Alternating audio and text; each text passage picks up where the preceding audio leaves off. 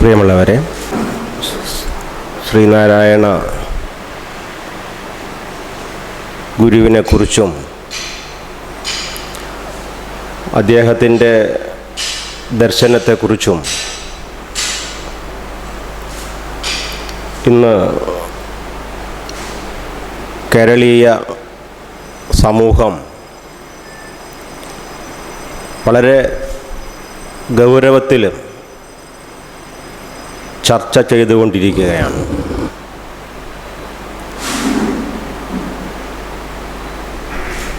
അതിന് പ്രധാനപ്പെട്ട കാരണം രാഷ്ട്രീയവും കൂടിയാണ്. നമുക്കറിയാം, ശ്രീനാരായണ ഗുരു ജീവിച്ചതും കർമ്മനിരതനായതും മാനവരാശിയുടെ വിമോചനത്തിന് വേണ്ടിയായിരുന്നു. പ്രത്യേകിച്ചും ജാത്യന്ധമായ ഒരു സാമൂഹ്യ സാഹചര്യത്തിലും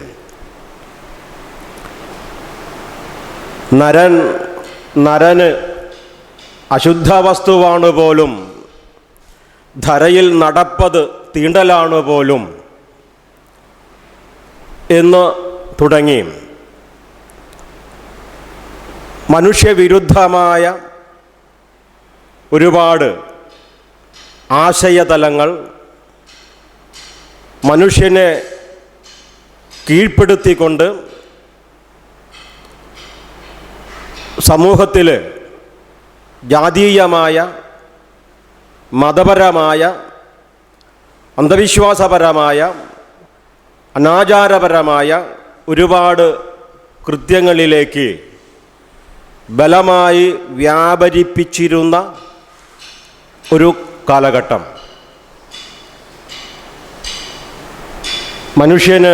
മനുഷ്യൻ അശുദ്ധ വസ്തുവായി വർത്തിച്ചിരുന്ന ഒരു കാലഘട്ടം. അങ്ങനെയുള്ള ഒരു കാലഘട്ടത്തിലും അത്തരം അന്ധവിശ്വാസങ്ങളിൽ നിന്നും അനാചാരങ്ങളിൽ നിന്നും മാനവരാശിയെ മോചിപ്പിച്ച് മാനവികതയുടെ, മനുഷ്യ കേന്ദ്രിതമായ ഉണർവുകളുടെ വിത്തുകൾ സമൂഹത്തിൽ വാരി വിതറിക്കൊണ്ട് മനുഷ്യനെ കെട്ടിവരിഞ്ഞിരിക്കുന്ന പാരമ്പര്യത്തിൻ്റെ കെട്ട മൂല്യങ്ങളിൽ നിന്നും അവനെ മോചിപ്പിച്ച് അവരെ വിമോചിപ്പിക്കുന്നതിന് വേണ്ടി തൻ്റെ ചിന്തകളും തൻ്റെ പ്രവൃത്തികളും കേന്ദ്രീകരിച്ച ഒരു സാമൂഹ്യ പരിഷ്കർത്താവും നവോത്ഥാന നായകനും ഒക്കെയായിരുന്ന ശ്രീനാരായണ ഗുരുവും അദ്ദേഹത്തിൻ്റെ ദർശനവും അദ്ദേഹം ജീവിച്ചിരുന്ന കാലഘട്ടത്തിലും അദ്ദേഹം എന്തിനൊക്കെയാണോ എതിർത്തത്, എന്തിനൊക്കെയാണോ സാമൂഹ്യ ധാരയിൽ നിന്നും പറിച്ചെറിയുന്നതിന് വേണ്ടി പ്രയത്നിച്ചത്, അതിൻ്റെ ആധുനിക വക്താക്കളായിരിക്കുന്ന ഒരു കൂട്ടം മതാന്ധതയുടെ, വളരെ കൃത്യമായിട്ട് പറയുകയാണെങ്കിൽ വർഗീയ ഫാസിസ്റ്റ് ശക്തികളുടെ അവരുടെ കൂടാരങ്ങളിലേക്ക് ഗുരു സ്ഥാപിച്ച, ഗുരു നയിച്ച ഒരു പ്രസ്ഥാനത്തെ, ശ്രീനാരായണ പ്രസ്ഥാനത്തെ അവരുടെ അകത്തളങ്ങളിലേക്ക് ആനയിക്കുവാനായി അതിൻ്റെ പ്രവർത്തകർ എന്നല്ല പറയേണ്ടത്, അതിൻ്റെ നായകർ ശ്രമിച്ചുകൊണ്ടിരിക്കുന്ന ഒരു കാലഘട്ടത്തിലും അത് ശ്രീനാരായണ പ്രസ്ഥാനത്തിന് എതിരാണെന്നും അതിൻ്റെ അന്തസത്തയ്ക്ക് എതിരാണെന്നും ഗുരുവിൻ്റെ ദർശനങ്ങൾക്ക് എതിരാണെന്നും അത് മനുഷ്യവിരുദ്ധമായ കർമ്മമാണെന്നും ഈ സമൂഹത്തെ വീണ്ടും വീണ്ടും ധരിപ്പിക്കുന്നതിന് വേണ്ടിയിട്ടുള്ള ഒരു ശക്തമായ പ്രചരണ പ്രവർത്തനങ്ങളാണ് ഇന്ന് ഗുരുവിൻ്റെ ദർശനവും ഗുരുവും കേരളീയ സമൂഹത്തിൽ വീണ്ടും സജീവമായ ഒരു ചർച്ചയാകുന്നതിന് നിദാനമായി വർത്തിക്കുന്നത്. ഞാൻ അതിൻ്റെ മറ്റ് വിശദാംശങ്ങളിലേക്ക് കടക്കുന്നില്ല. നമുക്കറിയാം, ഗുരു ജീവിച്ചിരുന്ന കാലഘട്ടം ഞാൻ മുമ്പ് സൂചിപ്പിച്ചതുപോലെ ജാതി തിരിച്ചുള്ള തരംതിരിവും ഉച്ചനീചത്വവും അത് ലോകഗതിയുടെ അലംഘനീയമായ നിയമമാണെന്ന്, അത് ജന്മനാ സിദ്ധമായിട്ടുള്ള ഈശ്വര സൃഷ്ടമായിട്ടുള്ള ഭഗവത്ഗീതയിൽ കൃഷ്ണൻ പറഞ്ഞതുപോലെ ചാതുർവർണ്ണ്യം മയാ സൃഷ്ടം ഗുണകർമ്മ വിഭാഗശഃ. ചാതുർവർണ്ണ്യം എന്ന് പറയുന്നത് ബ്രാഹ്മണ, ക്ഷത്രിയ, വൈശ്യ, ശൂദ്ര എന്ന രീതിയിലുള്ള സമൂഹത്തിൻ്റെ വിഭജനം, അത് സമൂഹത്തിൽ സൃഷ്ടിച്ചത് ഞാനാണ് എന്ന് എല്ലാവരും ഈശ്വരൻ്റെ അവതാരമെന്ന് ഉദ്ഘോഷിക്കുന്ന ശ്രീകൃഷ്ണൻ തൻ്റെ ഗീതയിൽ അരുളി ചെയ്ത് നമുക്ക് ഓർക്കാവുന്നതാണ്. അങ്ങനെ ഈ ചാതുർവർണ്ണ്യം എന്ന് പറയുന്നത്, വിവിധ ജാതികൾ എന്ന് പറയുന്നത്, അതിലൊക്കെ മനുഷ്യനെ കെട്ടിവരിഞ്ഞിരിക്കുന്നത് ഈശ്വര നിശ്ചിതമായ ഒരു പ്രവൃത്തിയാണ്, ഒരു കർമ്മമാണ്. അത് ഈശ്വരൻ സൃഷ്ടിച്ചതാണ്. അതുകൊണ്ട് തന്നെ അത്തരം പ്രവൃത്തികൾക്കെതിരെ, അത്തരം ചിന്തകൾക്കെതിരെ, ജാതികൾക്കെതിരെ, മതപരമായ ഉച്ചനീചത്വങ്ങൾക്കെതിരെ ചിന്തിക്കുന്നത് പോലും ഈശ്വര കോപത്തിന് ഇടയാകുമെന്ന്, അത് പാപമാണെന്ന് ഉള്ള അതിശക്തമായ ഒരു വികാരം സാമൂഹ്യ മധ്യത്തിൽ പ്രചരിച്ചിരുന്ന ഒരു കാലഘട്ടം. അതിനെതിരായിട്ട് പ്രവർത്തിക്കുക, ചിന്തിക്കുക എന്നുള്ളത് സ്വപ്നത്തിൽ പോലും ചിന്തിക്കാൻ കഴിയാതിരുന്ന ഒരു കാലഘട്ടം. അങ്ങനെയുള്ള ഒരു കാലഘട്ടത്തിലും അത് മാത്രമല്ല, തൊട്ടുകൂടാത്തവർ, തീണ്ടിക്കൂടാത്തവർ, ദൃഷ്ടിയിൽപ്പെട്ടാലോ ദോഷമുള്ളോർ എന്ന രീതിയിൽ മനുഷ്യർ പരസ്പരം അടിയളന്ന്, ഒരു നായരിൽ നിന്നും ഈഴവൻ ഇത്ര അടി അകന്നു നിൽക്കണം, ഒരു നമ്പൂതിരിയിൽ നിന്നും ഈഴവൻ ഇത്ര അടി അകന്നു നിൽക്കണം,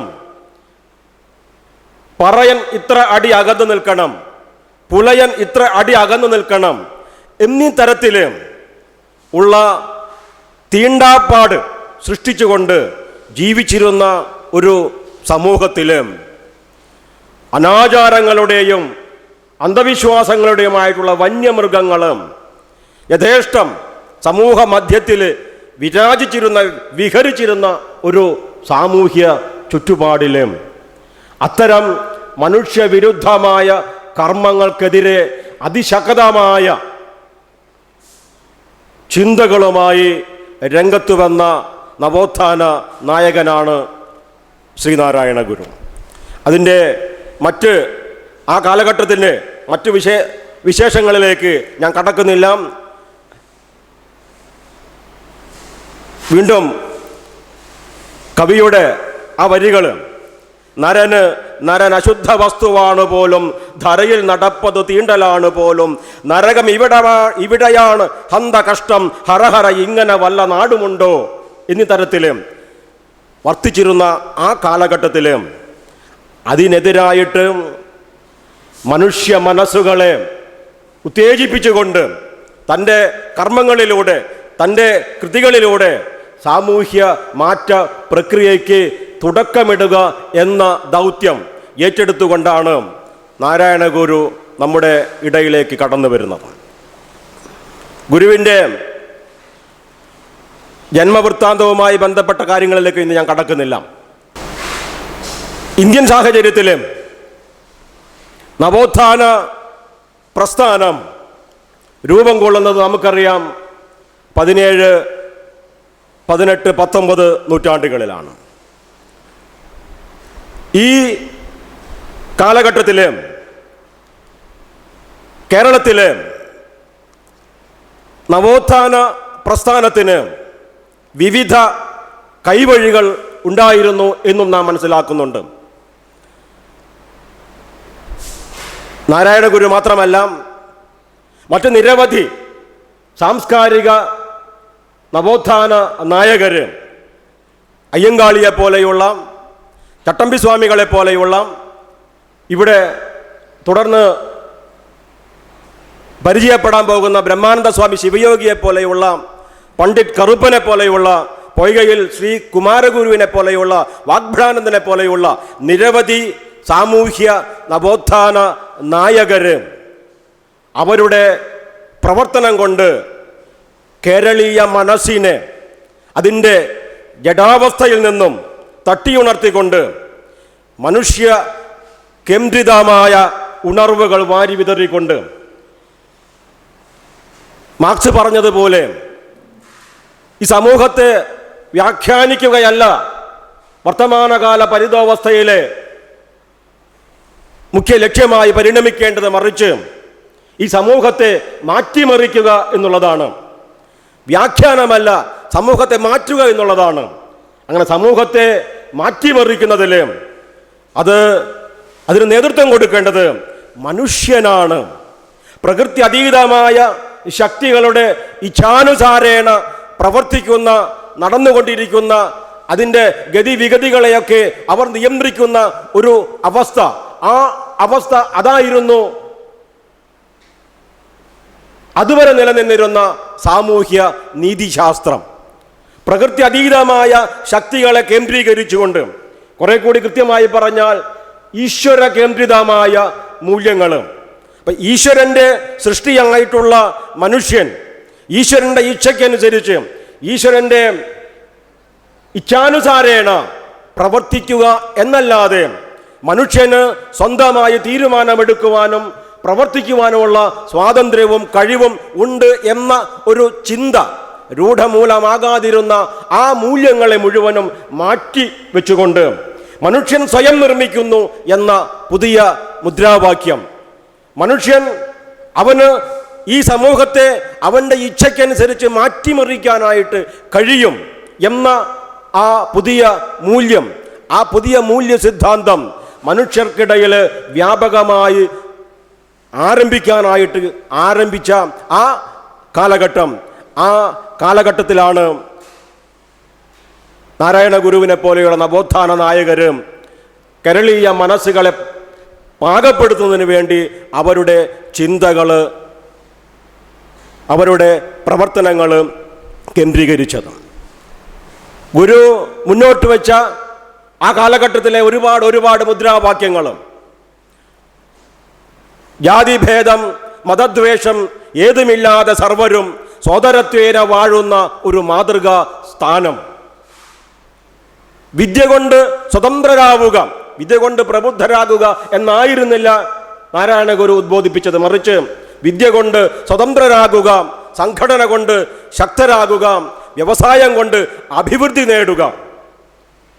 ഒരു ജാതി, ഒരു മതം, ഒരു ദൈവം മനുഷ്യന്, മതമേതായാലും മനുഷ്യൻ നന്നായാൽ മതി, പല മതസാരവും ഏകമാം എന്നിങ്ങനെ ആ കാലഘട്ടത്തിൻ്റെ ചുമരുകളെ ഭേദിച്ചുകൊണ്ട് മുഴങ്ങിയ ഒരുപാട് മഹദ്വാക്യങ്ങൾ, ആ മഹദ്വാക്യങ്ങൾ കേരളീയ മനസ്സുകൾ ഏറെ ഉൾക്കൊള്ളുകയും പ്രവർത്തിക്കുകയും ചെയ്തുകൊണ്ടാണ് അന്നത്തെ സമൂഹം അതിൻ്റെ ജഡതയിൽ നിന്നും ഉയർത്തെഴുന്നേറ്റത്.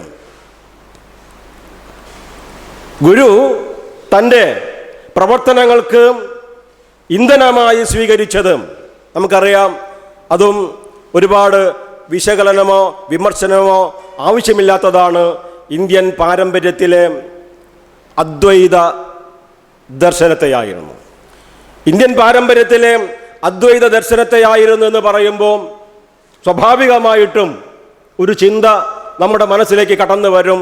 കാരണം അദ്വൈത ചിന്തയുടെ ഏറ്റവും പ്രധാനപ്പെട്ട വക്താവും പ്രയോക്താവുമായിട്ടുള്ളത് ശ്രീ ശങ്കരൻ തന്നെയാണ്.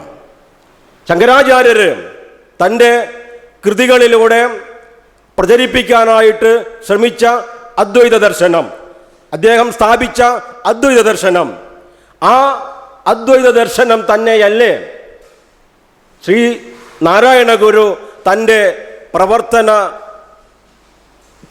ഇന്ധനമായി സ്വീകരിച്ചത് എന്ന ഒരു സംശയം സ്വാഭാവികമായിട്ടും കടന്നു വരുന്നതാണ്. ദർശനത്തിൻ്റെ കാര്യത്തിൽ നാം ശങ്കരനെ പിന്തുടരുന്നു എന്ന് നാരായണ ഗുരുവിൻ്റെതായിട്ടുള്ളൊരു വാക്യവും നമ്മുടെ ഇടയിലുണ്ട്. പക്ഷേ സൂക്ഷ്മമായ വിശകലനത്തിൽ ദാർശനിക ധാരകളുടെ ഇഴപിരിച്ചുള്ള ചർച്ച കൊണ്ട് നമുക്ക് ബോധ്യപ്പെടുന്നത് 8-ാം നൂറ്റാണ്ടിൽ ജീവിച്ച ശ്രീശങ്കരാചാര്യർ അദ്ദേഹത്തിൻ്റെ വ്യാഖ്യാനങ്ങളിലൂടെ രൂപപ്പെട്ട ഇന്ത്യൻ പാരമ്പര്യത്തിലെ, പ്രത്യേകിച്ച് ഉപനിഷത്ത് പാരമ്പര്യത്തിലെ അദ്വൈത ദർശനം, ആ അദ്വൈത ദർശനമായിരുന്നില്ല, മറിച്ച്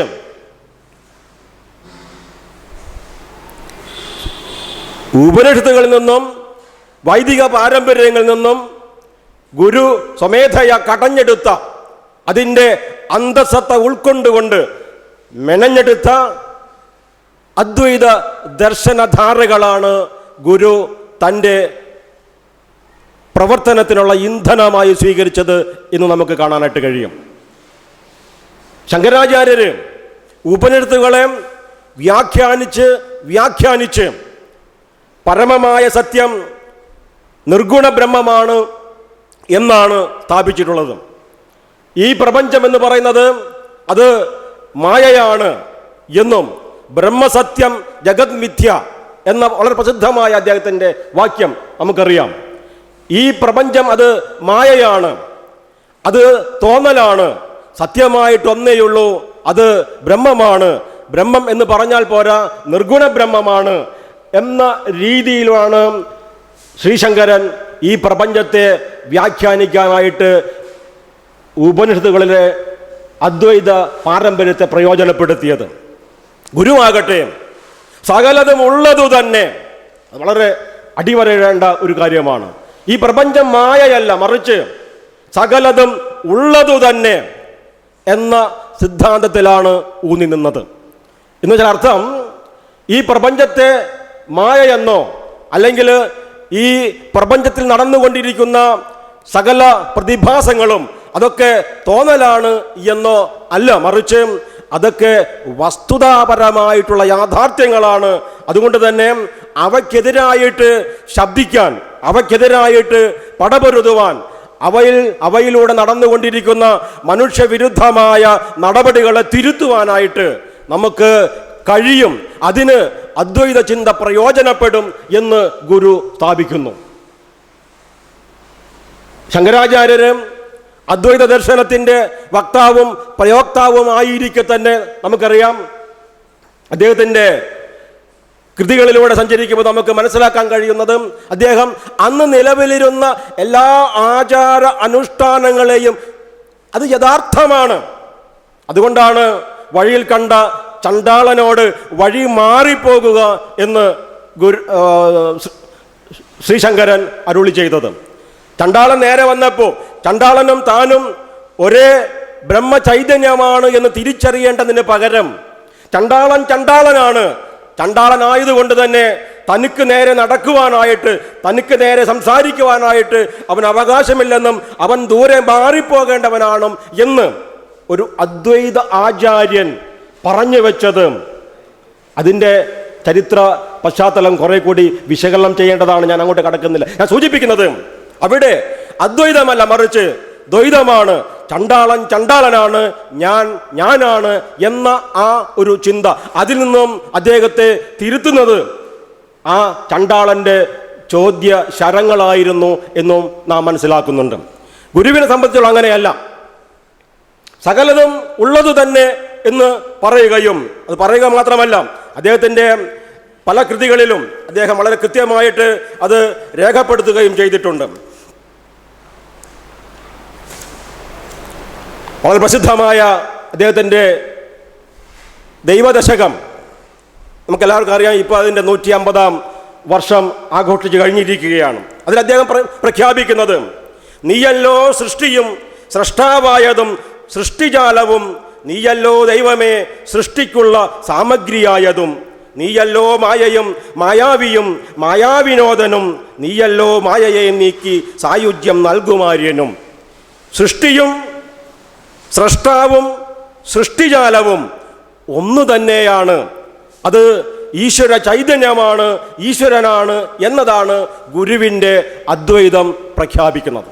ശങ്കരാചാര്യരും തൻ്റെ ദർശനത്തിന് വ്യാഖ്യാനിക്കുന്നതിന് വേണ്ടി 2 തരം ബ്രഹ്മങ്ങളെ അദ്ദേഹം സങ്കല്പിക്കുകയുണ്ടായി.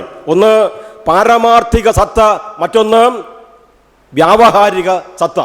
രണ്ടല്ല, കുറച്ചുകൂടി കൃത്യമായി പറഞ്ഞാൽ അതിന് മറ്റ് ഒരു പ്രാതിഭാസിക സത്ത എന്ന് പറയുന്ന ഒരു സ്വപ്നതുല്യമായ ഒരു സത്തയെ കൂടി അദ്ദേഹം നിശ്ചയിക്കുകയുണ്ടായി. അത് ഇതിലെ പ്രാതിഭാസിക സത്യവും വ്യാവഹാരിക സത്യവും കടന്നുകൊണ്ട് പാരമാർത്ഥിക സത്യത്തിലേക്ക് എത്തുക എന്നുള്ളതാണ് ശങ്കരാചാര്യരുടെ ദർശനം. അതുവഴി അദ്ദേഹം ഉദ്ബോധിപ്പിച്ചത്. ഗുരുവിനെ സംബന്ധിച്ചിടത്തോളം ബ്രഹ്മം എന്ന് പറയുന്നത് നിർഗുണം, അതുപോലെ തന്നെ സഗുണവും രണ്ടും കൂടിക്കലർന്ന ഒരു സങ്കല്പമാണ്.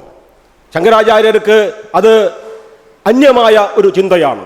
മാത്രമല്ല, വ്യാവഹാരിക തലം കടന്ന് പാരമാർത്ഥിക തലത്തിലേക്ക് എത്തുമ്പോൾ സഗുണബ്രഹ്മം എന്നുള്ള സങ്കല്പം, കുറച്ചുകൂടി കൃത്യമായി പറഞ്ഞാൽ ഈശ്വരൻ എന്ന് പറയുന്ന സങ്കല്പം, അത് അടക്കം നിഷേധിക്കപ്പെടുകയും അവിടെ പാരമാർത്ഥിക തലത്തിൽ നിർഗുണമായ ബ്രഹ്മം മാത്രമേ സത്യമായിട്ടുള്ളൂ എന്ന ചിന്തയാണ് ശങ്കരാചാര്യർ മുന്നോട്ട് വെക്കുന്നത്.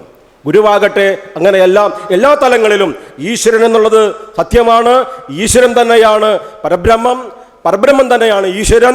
അതായത് ഈ സ്വാഭാവികവും നിരുപാധികവുമായിട്ടുള്ള ആ ശക്തി സ്വയം ഉൾക്കൊള്ളുന്നതാണ് ഗുരുവിനെ സംബന്ധിച്ചിടത്തോളം ആത്യന്തികമായ പരംപൊരുൾ എന്ന സിദ്ധാന്തമാണ്. ഞാൻ കൂടുതൽ അങ്ങോട്ട് ശങ്കരാചാര്യരുടെയും ഗുരുവിൻ്റെയും ദർശനങ്ങളുടെ അന്തർധാരകളിലേക്ക് കടക്കുന്നില്ല. സൂചിപ്പിക്കുന്നത് അദ്വൈത ദർശനമാണ് എന്ന് പറയുമ്പോൾ ഗുരുവിൻ്റെ അദ്വൈത ദർശനവും ശങ്കരാചാര്യരുടെ അദ്വൈത ദർശനവും ഒന്നാണ് എന്ന ഒരു ധാരണ, ആ ധാരണ ശരിയല്ല എന്ന് സൂചിപ്പിക്കുന്നതിന് വേണ്ടിയാണ്. ഉപനിഷത്ത് പാരമ്പര്യത്തിൽ നിന്നും രണ്ടുപേരും ഉൾക്കൊള്ളുന്നു. രണ്ടുപേരും അവരുടേതായ വഴികളിലൂടെ സഞ്ചരിച്ചുകൊണ്ട് 2 തരത്തിലുള്ള വ്യാഖ്യാനം, ആ വ്യാഖ്യാനത്തിലൂടെ ഗുരു തൻ്റെ കാലഘട്ടം വരെ നിലനിന്നിരുന്ന എല്ലാ വിജ്ഞാന ശാഖകളുടെയും അന്തസ്സത്ത ഉൾക്കൊണ്ടുകൊണ്ട്, കാലഘട്ടത്തിൻ്റെ പ്രതിധ്വനികളെ ഉൾക്കൊണ്ടുകൊണ്ടാണ് അദ്വൈത ദർശനത്തെ വ്യാഖ്യാനിക്കുവാനായിട്ട് ശ്രമിച്ചത്. അതിൻ്റെ ഫലമായിട്ടാണ് അദ്ദേഹം ആചാരങ്ങളെ സമൂഹത്തിൽ അരക്കിട്ടുറപ്പിക്കുന്നതിന് വേണ്ടി ശങ്കരാചാര്യർ തൻ്റെ ദർശനത്തെ ഉപയോഗപ്പെടുത്തിയെങ്കിലും മതപരമായ ചിന്തകളെ, ജാതീയമായ ഉച്ചനീചത്വങ്ങളെ അതൊക്കെ പരിപാലിക്കപ്പെടേണ്ടതാണ് എന്ന സിദ്ധാന്തം ശങ്കരാചാര്യർ മുറുകെ പിടിച്ചപ്പോൾ ശൂദ്രന് അക്ഷരവിദ്യ കൊടുക്കരുത് എന്ന്, ശൂദ്രൻ സഞ്ചരിക്കുന്ന പട്ടടയാണ് എന്ന് പ്രഖ്യാപിക്കുന്ന ശങ്കരാചാര്യരും അതിനൊക്കെ വിരുദ്ധമായിട്ട് വിദ്യ സകലർക്ക് മോദിടേണം എന്ന മുദ്രാവാക്യം, വിദ്യയുടെ കുത്തക അവകാശം ഏതെങ്കിലും ഒരു പ്രത്യേക ജാതിക്ക് വിധേയമല്ല, മറിച്ച് അത് എല്ലാവർക്കും അവകാശപ്പെട്ടതാണ്, ശൂദ്രനും എല്ലാവർക്കും അവകാശപ്പെട്ടതാണ് എന്ന് പ്രഖ്യാപിക്കുകയും അത് എല്ലാവർക്കും കൊടുക്കണമെന്ന് നിർബന്ധിക്കുകയും അതിനുവേണ്ടി വിദ്യാഭ്യാസ സ്ഥാപനങ്ങൾ നാട് നീളെ ആരംഭിക്കണമെന്ന് തൻ്റെ അനുയായികളോട് നിരന്തരം ഉദ്ബോധിപ്പിക്കുകയും ചെയ്തുകൊണ്ടാണ് ശ്രീനാരായണ ഗുരു തൻ്റെ പ്രവർത്തനങ്ങൾക്ക് ആക്കം കൂട്ടിയത്. അപ്പോൾ ഗുരുവിൻ്റെ ദർശനവും ശങ്കരാചാര്യരുടെ ദർശനവും വ്യത്യസ്തമായ കൈവഴികളിലൂടെയുള്ള വികാസമായിരുന്നു എന്ന ഒരു സൂചന, ആ സൂചന മാത്രമേ ഞാൻ അവിടെ ആ വിഷയവുമായി ബന്ധപ്പെട്ട് നൽകുന്നുള്ളൂ. ഞാൻ സൂചിപ്പിച്ചതുപോലെ ഗുരു തൻ്റെ പ്രവർത്തനങ്ങൾക്ക് ഇന്ധനമായി സ്വീകരിച്ചത് ഭാരതീയ പൈതൃകം മുന്നോട്ട് വെച്ച, മുമ്പ് പരാമർശിക്കപ്പെട്ട അദ്വൈത പാരമ്പര്യത്തെയായിരുന്നു. അദ്ദേഹം അദ്വൈത ദർശനത്തെ സാമൂഹിക തലത്തിലേക്ക് ഇറക്കിക്കൊണ്ടുവന്നു എന്ന് പറയാം. സാമൂഹിക തലം എന്ന് പറഞ്ഞാൽ വ്യാവഹാരിക തലം എന്നാണ് അർത്ഥമാക്കുന്നത്. മനുഷ്യനും തമ്മിലും, മനുഷ്യനും പ്രകൃതിയും തമ്മിലും, മനുഷ്യനും ഇതര ജീവജാലങ്ങളും തമ്മിലുമുള്ള പരസ്പര ബന്ധത്തിലും അദ്വൈത ദർശനത്തിന് പ്രസക്തിയുണ്ടെന്ന് ഗുരു തൻ്റെ പ്രവർത്തനങ്ങളിലൂടെ തെളിയിക്കുന്നു. അതുകൊണ്ട് തന്നെ അദ്വൈതം എന്ന് പറയുന്ന ദാർശനിക ധാര വർണ്ണവെറിയന്മാർക്കുള്ള, ജാതി കോമരങ്ങൾക്കുള്ള താക്കീതായി സമൂഹത്തിൽ നിലനിൽക്കുന്ന എല്ലാ വിധത്തിലുള്ള അസമത്വങ്ങൾക്കും ഉച്ചനീചത്വങ്ങൾക്കും എതിരായി സമത്വ സുന്ദരമായ ഒരു പുതിയ ലോകം സൃഷ്ടിക്കുന്നതിനുള്ള ആയുധമായി പ്രയോഗിക്കാം എന്ന് ഗുരു നമുക്ക് കാണിച്ചു തരികയാണ്. എല്ലാവരും തുല്യരാണ്, എല്ലാവർക്കും തുല്യമാണ് എന്ന ഒരു സിദ്ധാന്തം നമുക്കറിയാം. എല്ലാവരുടെയും വാക്കുകൾ പരസ്പരം സംഗീതം പോലെ ആസ്വദിക്കാനായിട്ട് കഴിയുന്ന, സമൂഹത്തിലും അധമനെന്നോ ഉത്തമനെന്നോ ഭേദമില്ലാതെ എല്ലാവരും ഒരുപോലെ സ്വാതന്ത്ര്യം അനുഭവിക്കുന്ന ഒരു ലോകം, അങ്ങനെയുള്ള ആ ലോക സൃഷ്ടിക്ക് അദ്വൈത ദർശനത്തിന് അതിൻ്റെതായ പ്രസക്തിയുണ്ടെന്നും സമ്പത്ത് മാത്രമല്ല അധികാരവും മേൽക്കോയ്മയും സമൂഹത്തിലെ ഒരു വിഭാഗത്തിന് മാത്രമല്ല, മറിച്ച് എല്ലാവർക്കും അർഹതപ്പെട്ടതാണെന്നും അതുകൊണ്ട് തന്നെ സമൂഹത്തിൽ നിലനിൽക്കുന്ന അസമത്വങ്ങൾക്കും അന്ധവിശ്വാസങ്ങൾക്കും അനാചാരങ്ങൾക്കും മനുഷ്യവിരുദ്ധമായ എല്ലാ പ്രവർത്തനങ്ങൾക്കും എതിരായിട്ട് നമുക്ക് അദ്വൈത ദർശനത്തെ ഉപയോഗിക്കാമെന്നും ഗുരു നമുക്ക് കാണിച്ചു തരികയാണ്. അതിൻ്റെ ഈ ഒരു അടിത്തറയിൽ നിന്നുകൊണ്ടാണ് പിന്നീട് കേരളത്തിൽ പ്രത്യേകിച്ചും ഇടതുപക്ഷ പ്രസ്ഥാനങ്ങൾ അവരുടെ പ്രവർത്തനങ്ങൾക്ക് ഉള്ള ഇന്ധനമായിട്ട് ഗുരുവിൻ്റെ ദർശനത്തെ അടക്കം ഉപയോഗിക്കുന്നത്. ഗുരു പറഞ്ഞു വെച്ച അല്ലെങ്കിൽ ഗുരു ജനങ്ങൾക്കിടയിൽ പ്രചരിപ്പിച്ച ആ സമത്വ ദർശനത്തിൽ അധിഷ്ഠിതമായിട്ടാണ്, അവിടെയാണ് സമൂഹത്തിലെ മനുഷ്യവിരുദ്ധമായ എല്ലാ പ്രവർത്തനങ്ങൾക്കും എതിരായിട്ടുള്ള സാമൂഹ്യ മനസ്സാക്ഷിയെ തട്ടിയുണർത്തിക്കൊണ്ടുള്ള ഗുരുവിൻ്റെ പ്രവർത്തനമാണ് ഒരുപക്ഷെ കേരളത്തിലെ ഇടതുപക്ഷ പ്രസ്ഥാനങ്ങളുടെ ആസ്തി എന്ന്, മൂലധനം എന്ന് വേണമെങ്കിൽ നമുക്ക് പറയാവുന്നതാണ്. അതിനെ കുറെ കൂടി ശക്തമായി ക്രിയാത്മകമായി മുന്നോട്ട് കൊണ്ടുപോകുക എന്ന കർമ്മപരിപാടിയാണ് കേരളത്തിലെ ഇടതുപക്ഷ പ്രസ്ഥാനങ്ങൾ മുന്നോട്ട് വച്ചത്. സമൂഹത്തിൻ്റെ എല്ലാ തട്ടുകളിൽ നിന്നും മനുഷ്യരെ വാർത്തെടുക്കുക എന്നതായിരുന്നു ഗുരുവിൻ്റെ കർമ്മപരിപാടി ലക്ഷ്യമാക്കിയത്. എന്നാലും ഗുരുവിൻ്റെ പ്രവർത്തനം മുഖ്യമായും കേന്ദ്രീകരിച്ചത് തൊട്ടുകൂടാത്തവരും തീണ്ടിക്കൂടാത്തവരും ദൃഷ്ടിയിൽപ്പെട്ടാൽ ദോഷമുള്ളവരുമായ അടിച്ചമർത്തപ്പെട്ട ജനവിഭാഗങ്ങൾക്കിടയിലും അവർക്ക് വേണ്ടിയുമായിരുന്നു. പണിയെടുക്കുന്നവരെ നിശബ്ദീകൃത സംസ്കാരത്തിന് ഉടമകളാക്കി മാറ്റുക എന്നതായിരുന്നില്ല. ശങ്കരാചാര്യരുടെ ദർശനവുമായി ബന്ധപ്പെടുത്തി വ്യാഖ്യാനിക്കുമ്പോൾ ശങ്കരാചാര്യരുടെ ദർശനം ആ കാലഘട്ടത്തിൽ ബഹുഭൂരിപക്ഷം വരുന്ന പണിയെടുക്കുന്ന ജനവിഭാഗങ്ങളെ, സമൂഹത്തിലെ അവർണരെ, ശൂദ്രരടക്കമുള്ള ജനവിഭാഗങ്ങളെ നിശബ്ദീകൃതമായ സംസ്കാരത്തിൻ്റെ ഉടമകളാക്കി സവർണ മേധാവിത്വത്തിന് കാഴ്ചവെക്കുക എന്ന ദൗത്യമാണ് ശങ്കരാചാര്യരുടെ അദ്വൈത ദർശനവും അദ്ദേഹത്തിൻ്റെ പ്രവർത്തനങ്ങളും കേന്ദ്രീകരിച്ചത്. എങ്കിലും ഗുരുവിൻ്റെ ദർശനം, ഗുരുവിൻ്റെ പ്രവർത്തനം ഈ താഴെത്തട്ടിലുള്ള ജനവിഭാഗങ്ങൾക്ക്, ശൂദ്രരടക്കമുള്ള അവർണ ജനവിഭാഗങ്ങൾക്ക്, വിദ്യ നിഷേധിക്കപ്പെട്ട ജനവിഭാഗങ്ങൾക്ക് അവർക്ക് വിദ്യ നൽകുകയും അവർക്ക് നാക്കു നൽകുകയും അതുവഴി അവരെ സ്വാതന്ത്ര്യത്തിൻ്റെ അനന്തമായ വികായസിലേക്ക് ആനയിക്കുക എന്നതായിരുന്നു ഗുരുവിൻ്റെ ദർശനം ഏറ്റെടുത്ത ദൗത്യം എന്ന് പറയുന്നത്. അതുകൊണ്ടാണ് ഞാൻ മുമ്പ് സൂചിപ്പിച്ച ഗുരുവിൻ്റെ മുദ്രാവാക്യം ഏറ്റവും പ്രസക്തമാകുന്നത്. ഞാൻ മുമ്പ് സൂചിപ്പിച്ചു, ഗുരു പറഞ്ഞത് വിദ്യ കൊണ്ട് പ്രബുദ്ധരാകുക എന്നതായിരുന്നില്ല, മറിച്ച് വിദ്യ കൊണ്ട് സ്വതന്ത്രരാകുക, സംഘടന കൊണ്ട് ശക്തരാകുക എന്നതായിരുന്നു. അധികാരത്തിൻ്റെ പടവുകളിലേക്ക് കയറി നിൽക്കാൻ അറിവ് എന്ന് പറയുന്ന ഈ ആയുധമല്ലാതെ, ജ്ഞാനം എന്ന ഈ ആയുധമല്ലാതെ മറ്റൊന്നുമില്ലെന്ന് ഗുരു ജനങ്ങളെ ബോധ്യപ്പെടുത്തി.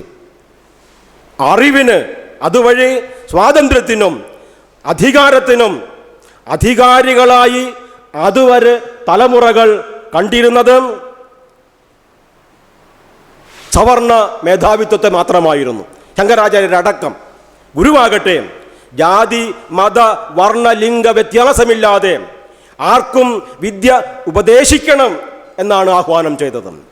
അറിവ് ഇത് ഇങ്ങനെ ആർക്കും ഓതിയിടേണം, അധികാരം അധസ്ഥിതരിലേക്ക് എന്ന മുദ്രാവാക്യമുയർത്തിക്കൊണ്ട് സവർണ മേധാവിത്വത്തിൻ്റെ അറവുശാലകളിലേക്ക് അധസ്ഥിതരെ നയിച്ചു കൊണ്ടുപോകുന്ന എല്ലാ മനുഷ്യവിരുദ്ധമായ പ്രവർത്തനങ്ങൾക്കും എതിരായിട്ടുള്ള ശക്തമായ പടഹധ്വനി, ആ പടഹധ്വനിയാണ് ഗുരുവിൻ്റെ ദർശനങ്ങളിലൂടെ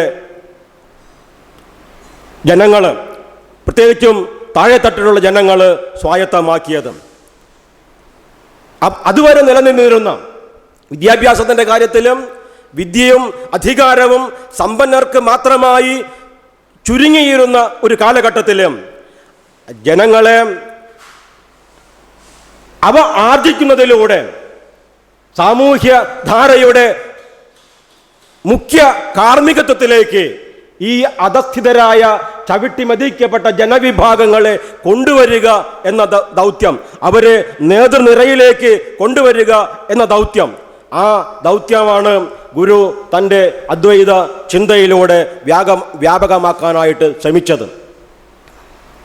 അതിൻ്റെ ഇടയിൽ ശങ്കരാചാര്യരെ പോലെയുള്ള ആളുകളെ, ജാതീയമായ ഉച്ചനീചത്വങ്ങളെ സമൂഹത്തിലും അരക്കിട്ടുറപ്പിക്കുന്നതിന് വേണ്ടി പ്രവർത്തിക്കുന്ന, അതിനുവേണ്ടി സിദ്ധാന്തങ്ങൾ ആവിഷ്കരിച്ച എല്ലാ ആളുകളെയും ഒരുപോലെ വിമർശിക്കുവാനും ശ്രീനാരായണ ഗുരു സമയം കണ്ടെത്തുകയുണ്ടായി എന്നും നാം തിരിച്ചറിയേണ്ടതുണ്ട്. അദ്ദേഹം ഒരിക്കൽ പറയുകയുണ്ടായി, ജാതി അതുകൊണ്ട് ഒരു ഗുണവുമില്ല, അത് സ്വാതന്ത്ര്യം തടുക്കുന്നു, ബുദ്ധി നശിപ്പിക്കുന്നു. ഗുരുവിൻ്റെ വാക്കുകളാണ്. അദ്ദേഹം തുടർന്ന് മറ്റൊരിടത്ത് പറയുന്നു, ജാതി മനുഷ്യരിൽ കയറി മൂത്തുപോയി, ശങ്കരാചാര്യരും അതിൽ തെറ്റുകാരനാണ്. ശൂദ്രജാതിയിൽ ജനിച്ചുപോയി എന്നതുകൊണ്ട് ഒരുവൻ വേദം പഠിച്ചുകൂടാ എന്ന് ഏത് ഭഗവാൻ പറഞ്ഞാലും അത് ഇന്നാരും വകവെച്ചു കൊടുക്കുകയില്ല. ഒരു വിധത്തിലും നീതീകരിക്കാൻ വയ്യാത്ത ഒരു വ്യവസ്ഥയാണത്.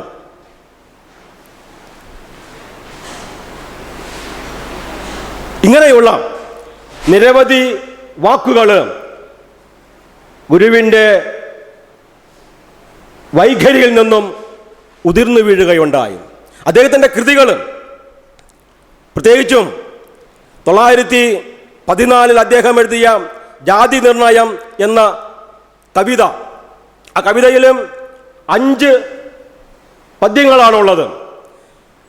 ആ പദ്യങ്ങൾ തുടങ്ങുന്നത് ഇങ്ങനെയാണ്: മനുഷ്യാണാം മനുഷ്യത്വം ജാതിർഗോത്വം ഗവാമ്യഥ ന ബ്രാഹ്മണരാതിരസ്ത്യൈവം ഹാ തത്വം വേത്തി കോപിനാം. ഒരു ജാതി, ഒരു മതം, ഒരു ദൈവം മനുഷ്യന്, ഒരു യോനി, ഒരാകാരം, ഒരു ഭേദവുമില്ലതിൽ. ഒരു ജാതിയിൽ നിന്നല്ലോ പിറന്നീടുന്നു സന്തതി, നരജാതിയിതോർക്കുമ്പോൾ ഒരു ജാതിയിലുള്ളതാം. നരജാതിയിൽ നിന്നത്രേ പിറന്നീടുന്ന വിപ്രനും, പറയൻ താനുമെന്തുള്ളതന്തരം നരജാതിയിൽ. പറച്ചിയിൽ നിന്ന് പണ്ട് പരാശര മഹാമുനി പിറന്നു മറസൂത്രിച്ച മുനി കൈവർത്തകന്യയിൽ. ഈ 5 പദ്യങ്ങളിലൂടെ ഇതിൽ ഓരോ വരികളും സമൂഹത്തിലും അന്ന് നിലനിന്നിരുന്ന ജാതിനിഷ്ഠമായ എല്ലാ ആധിപത്യ പ്രവണതകളെയും സമൂലം തിരസ്കരിക്കുന്നു എന്നുള്ളതാണ് അതിൻ്റെ പ്രത്യേകത. അധികാരം അത് കൈയാളുന്നതിന് വർണ്ണ ജാതി മേൽക്കോയ്മ അതിൻ്റെ ആവശ്യമില്ലെന്നും മറിച്ച് അതിനപ്പുറമായിട്ട് എല്ലാവർക്കും അവകാശപ്പെട്ടതാണ്, എല്ലാവരും തുല്യരാണ്. മനുഷ്യൻ എന്ന് പറഞ്ഞാൽ അവൻ്റെ ഒരേ ഒരു ജാതി, അത് മനുഷ്യത്വമാണ്. എങ്ങനെയാണോ പശുവിന് പശുത്വം അതിന് ജാതിയായി പരിണമിക്കുന്നത്, അതുപോലെ മനുഷ്യന് ഒരേ ഒരു ജാതിയാണ്, അത് മനുഷ്യത്വമാണ് എന്ന് മുറുകെ പ്രഖ്യാപിക്കുക. അതുവഴി മറ്റെല്ലാ ജാതീയ ചിന്തകളെയും തിരസ്കരിക്കുക. ആ പ്രവർത്തന ശൈലിയാണ് ഗുരു തൻ്റെ ജീവിതത്തിൽ അങ്ങോളം ഇങ്ങോളം സ്വീകരിച്ചത് എന്ന് നമുക്ക് പറയാനായിട്ട് കഴിയും. അത് മാത്രമല്ല, ഗുരുവിൻ്റെ ദർശനം, ഗുരുവിൻ്റെ മുദ്രാവാക്യങ്ങൾ ഞാൻ മുമ്പ് സൂചിപ്പിച്ചു. നവോത്ഥാന പ്രസ്ഥാനങ്ങളുടെ ആവിർഭാവ കാലത്ത് സമത്വം, സാഹോദര്യം, ജനാധിപത്യം എന്നീ രീതികളിലുള്ള പുതിയ മുദ്രാവാക്യങ്ങൾ, ആ പുതിയ മുദ്രാവാക്യങ്ങളായിരുന്നു ലോക നവോത്ഥാന പ്രസ്ഥാനം രൂപം കൊടുത്തുകൊണ്ട് 11, 12, 13, 14 ആ നൂറ്റാണ്ടുകളിൽ യൂറോപ്പിൽ ആരംഭിച്ചത്. ഈശ്വരൻ്റെ മരണം പ്രഖ്യാപിച്ചുകൊണ്ട് ശാസ്ത്ര സാങ്കേതിക വിദ്യകളുടെ വളർച്ചയുടെ ഫലമായി മനുഷ്യകേന്ദ്രിതമായ ചിന്തകൾക്ക് ആക്കം കൂട്ടിക്കൊണ്ട് നവോത്ഥാന പ്രസ്ഥാനം അവിടെ ഫ്രഞ്ച് വിപ്ലവം തുടങ്ങിയിട്ടുള്ള സാമൂഹ്യ വിപ്ലവങ്ങളിലൂടെ ആവിഷ്കരിക്കാൻ ശ്രമിച്ച അതേ ആശയങ്ങളാണ് ഗുരു തൻ്റെ മുദ്രാവാക്യങ്ങളിലൂടെ രൂപപ്പെടുത്തിയതും. അതുകൊണ്ട് തന്നെ ഗുരുവിൻ്റെ ദർശനത്തിന് അടിസ്ഥാനമായി വർത്തിക്കുന്ന അദ്വൈത ദർശനം അത് കേവലം ഊഷരവും ബൗദ്ധികവുമായ വ്യായാമം എന്ന നിലയിൽ നിന്നും കുതറിമാറുകയും ഉർവരവും മാനുഷികവുമായ ഒരു അവസ്ഥയിലേക്ക് അത് എത്തിച്ചേരുകയും ചെയ്തു. അതിന് മുഖ്യമായിട്ടും കാരണമായി വർത്തിക്കുന്നത് ഗുരു പരമപ്രധാനമായി മുഖ്യ കേന്ദ്രമായി സാമൂഹ്യ മാറ്റ പ്രക്രിയയുടെ ഉത്തോലകമായി കണ്ടത് മനുഷ്യനെയായിരുന്നു എന്നുള്ളതാണ്. നവോത്ഥാന പ്രസ്ഥാനങ്ങളും യൂറോപ്പിൽ ആകമാനം പടർന്ന് പന്തലിച്ച് വളർന്നത് ഈശ്വരൻ്റെ മരണം പ്രഖ്യാപിച്ചുകൊണ്ടായിരുന്നു. തൽസ്ഥാനത്ത് മാൻ മേക്സ് ഹിംസെൽഫ് എന്ന മുദ്രാവാക്യം, മനുഷ്യൻ സ്വയം നിർമ്മിക്കുന്നു എന്ന മുദ്രാവാക്യം, ആ മുദ്രാവാക്യം ഉയർത്തിക്കൊണ്ട് മനുഷ്യനാണ് സകലവിധ മാറ്റങ്ങൾക്കും നിദാനം, അവൻ്റെ അധ്വാനമാണ് എന്ന പുതിയ ചിന്ത, ആ പുതിയ ചിന്തയുടെ ഏറ്റവും ശക്തിയായ പ്രചോദനമായി വർത്തിക്കുന്നതും ഗുരുവിൻ്റെ ദർശനം തന്നെയാണ്, കേരളത്തിൽ പ്രത്യേകിച്ചും. അതുകൊണ്ട് തന്നെയാണ് മനുഷ്യൻ അത് ഏതായാലും, ഏത് ജാതിയിൽപ്പെട്ടതായാലും, ഏത് മതത്തിൽപ്പെട്ടതായാലും അവൻ നന്നാകുക എന്നുള്ളതാണ് പരമപ്രധാനം. മനുഷ്യൻ നന്നായി കഴിഞ്ഞാൽ മറ്റെല്ലാം സ്വാഭാവികമായിട്ടും നന്നാകും. മാത്രമല്ല, മനുഷ്യൻ കെട്ടുപോയാൽ പിന്നെ മതങ്ങൾ കൊണ്ടും തത്വദർശനം കൊണ്ടും എന്ത് പ്രയോജനമാണ് എന്നുകൂടി നാരായണ ഗുരു ഉദ്ബോധിപ്പിക്കുകയുണ്ടായി. അതുകൊണ്ട് തന്നെയാണ് അദ്ദേഹം മതമേതായാലും മനുഷ്യൻ നന്നായാൽ മതി എന്ന സിദ്ധാന്തത്തിൽ ഊന്നി നിന്നത്. മനുഷ്യനെ നന്നാക്കാനും മനുഷ്യനെ സ്വതന്ത്രനാക്കാൻ സാഹോദര്യവും സഹിഷ്ണുതയും പരപരിഗണനയും അവനിൽ ഊട്ടിയുറപ്പിക്കാൻ അദ്ദേഹം അദ്വൈത ദർശനത്തെ പ്രയോജനപ്പെടുത്തി. ഗുരുവിൻ്റെ ദർശനങ്ങളിലെ വളരെ പ്രധാനപ്പെട്ട ഒരു ഘടകമാണ് അവനവൻ ആത്മസുഖത്തിന് ആചരിക്കുന്നത് അപരന് സുഖത്തിനായി വരണം. ഗുരുവിൻ്റെ ദർശനങ്ങളുടെ ഏറ്റവും പ്രധാനപ്പെട്ട അന്തർധാര ഇതാണ് എന്നെനിക്ക് തോന്നുന്നു. നമ്മളെല്ലാവരും പ്രവർത്തിക്കുന്നത് നമ്മുടെ സുഖത്തിന് വേണ്ടി തന്നെയാണ്. ഞാൻ ഈ സമൂഹത്തെ ഉദ്ധരിക്കുന്നതിന് വേണ്ടിയാണ് പ്രവർത്തിക്കുന്നത് എന്ന് പറയുന്നത് ശുദ്ധ അസംബന്ധമാണ്. മറിച്ച് ഞാൻ പ്രവർത്തിക്കുന്നത് എൻ്റെ സുഖത്തിന് വേണ്ടിയാണ്, എൻ്റെ കുടുംബത്തിൻ്റെ സുഖത്തിന് വേണ്ടിയാണ്. പക്ഷേ എനിക്ക് മാത്രമായി, എൻ്റെ കുടുംബത്തിന് മാത്രമായി ഒരു സുഖമില്ല. ഞാൻ സുഖമുള്ളവനാകണമെങ്കിലും, എൻ്റെ കുടുംബം സുഖമുള്ളതാകണമെങ്കിലും എൻ്റെ വീടിന് ചുറ്റുമുള്ള അതിനപ്പുറമുള്ള അത് ആ അപ്പുറമുള്ള ആ പരപരിഗണന, മറ്റുള്ളവർ കൂടി സുഖികളായി തീർന്നാലേ എനിക്ക് സുഖമുണ്ടാകൂ, എനിക്ക് സൗഖ്യമുണ്ടാകൂ എന്ന ചിന്ത. അതുകൊണ്ടാണ് പറഞ്ഞത് അവനവൻ ആത്മസുഖത്തിനാചരിക്കുന്നത് അപരന് സുഖത്തിനായി വരണം. അപരനും കൂടി സുഖമുണ്ടായാൽ മാത്രമേ ഈ അപരസങ്കല്പം, അപരൻ എന്ന് പറയുന്നത് നമുക്കറിയാം, അത് ഇന്ത്യൻ പാരമ്പര്യത്തിൽ മറ്റൊരു തലം കൂടി സ്പർശിക്കുന്നുണ്ട്. അപരൻ എന്നുള്ളത് ശത്രുവാണ്, താനല്ല, ശത്രുവാണ്.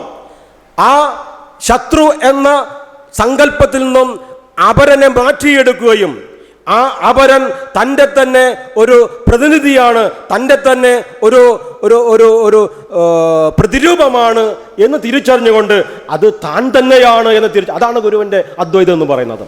ഈ അപരനെ താനായിട്ട് കരുതുകയും അതിനുവേണ്ടി അപരന്റെ സൗഖ്യത്തിന് വേണ്ടി കൂടി അധ്വാനിക്കുകയും പണിയെടുക്കുകയും ചെയ്യുക എന്ന ഒരു സാമൂഹ്യ സാഹചര്യം, ആ ഒരു ചിന്ത, ആ ഒരു ദർശനം, ആ ദർശനം ഗുരുവിൻ്റെ ദർശനങ്ങളെ ഏറ്റവും ചൈതന്യവത്താക്കുന്ന ഒരു വലിയ പ്രവാഹമായി വർത്തിക്കുന്നു എന്നർത്ഥം.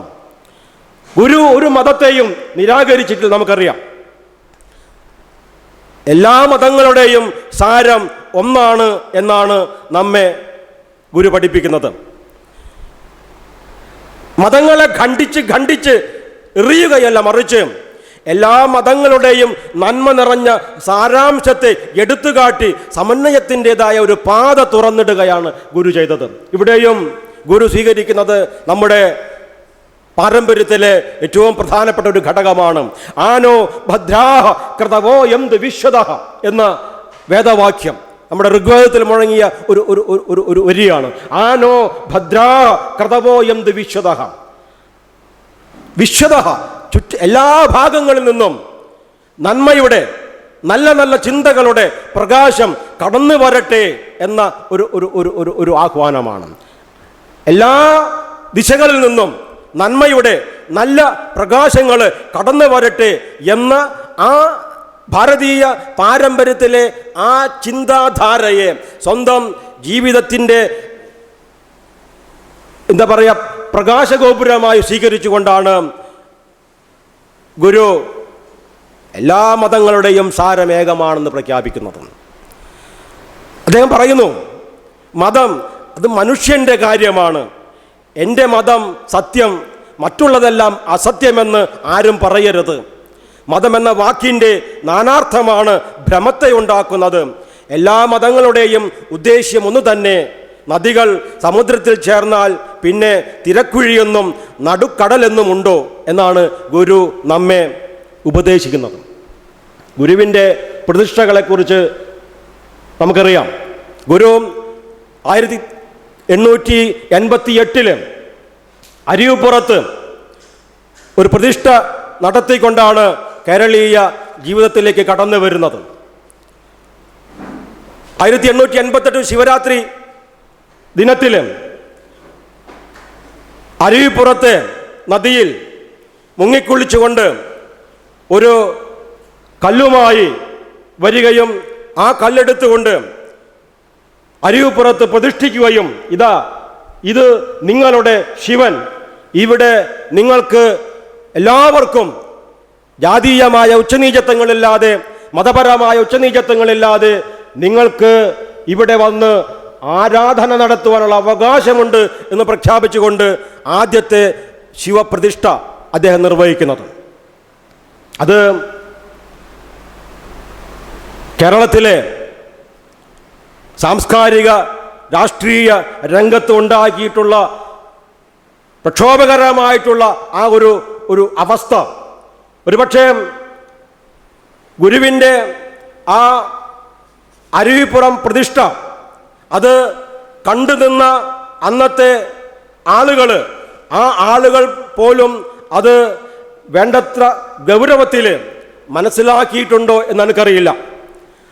അന്നത്തെ ആളുകൾ മാത്രമല്ല, ഇന്നത്തെ ആളുകളും ഗുരുവിൻ്റെ ഈ പ്രതിഷ്ഠയുടെ, ഈ ശിവപ്രതിഷ്ഠയുടെ മഹത്വം എന്താണെന്ന് കൃത്യമായി മനസ്സിലാക്കിയിട്ടുണ്ടെന്ന് എനിക്ക് തോന്നുന്നില്ല. പക്ഷേ അത് മനസ്സിലാക്കിയ ആളുകൾ അന്ന് ഉണ്ടായിരുന്നു. അതിലെ പ്രമാണിയായ ഒരുത്തനാണ് ഗുരുവിനോട് ഒരിക്കൽ ഈ ശിവപ്രതിഷ്ഠയ്ക്ക് ശേഷം വന്ന് ചോദിച്ചത്, അല്ലയോ ഗുരു, അങ്ങ് വളരെ പണ്ഡിതനാണല്ലോ, ഭാരതീയ ശാസ്ത്ര ചിന്തകളെ സ്വാംശീകരിച്ച വ്യക്തിയാണല്ലോ, എനിക്കൊരു സംശയം. അങ്ങ് അവിടെ ഒരു ശിവപ്രതിഷ്ഠ നടത്തുകയുണ്ടായി. എൻ്റെ സംശയം ഇതാണ്, ഇന്ത്യയിലെ ശാസ്ത്ര ഗ്രന്ഥങ്ങളിൽ ഏത് ഗ്രന്ഥത്തിലാണ് ഒരു ഈഴവന് ഈശ്വര പ്രതിഷ്ഠ നടത്താനുള്ള അവകാശം രേഖപ്പെടുത്തിയിട്ടുള്ളത്? വളരെ പ്രധാനപ്പെട്ട ഒരു ചോദ്യമാണ്. ഈശ്വര പ്രതിഷ്ഠ നടത്തണമെങ്കിൽ അതിനുള്ള അർഹത വേണം. ഈശ്വരനെ പൂജിക്കണമെങ്കിൽ അതിനുള്ള അർഹത വേണം. ആ അർഹത അതുവരെ ബ്രാഹ്മണ പുരോഹിത മേധാവിത്വത്തിനല്ലാതെ മറ്റാർക്കും ഇന്ത്യൻ പാരമ്പര്യം പതിച്ചു കൊടുത്തിട്ടില്ല. ആ ഒരു അവസ്ഥാവിശേഷമാണ് ഗുരുവിനോടുള്ള ഈ സവർണ മേധാവിയുടെ അല്ലെങ്കിൽ സവർണ മേധാവിത്വത്തിൻ്റെ ചോദ്യരൂപേണയുള്ള ഈ വരികൾ ഉദ്ഘോഷിക്കുന്നത്. ഗുരു പറഞ്ഞത് നമുക്കറിയാം, അതിന് ഞാൻ പ്രതിഷ്ഠിച്ചത് ഈഴവ ശിവനെയാണല്ലോ എന്നാണ്.